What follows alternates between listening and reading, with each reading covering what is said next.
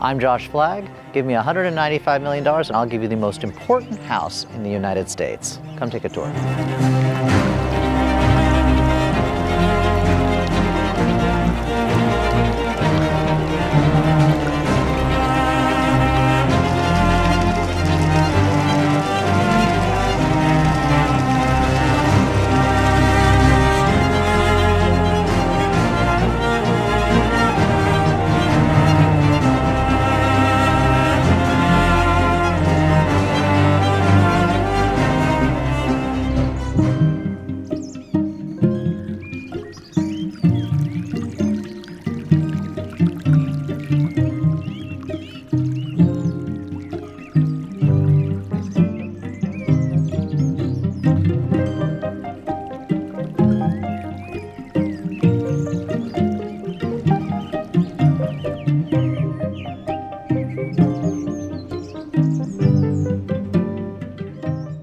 Welcome to Casa Encantada, the finest residence in the United States.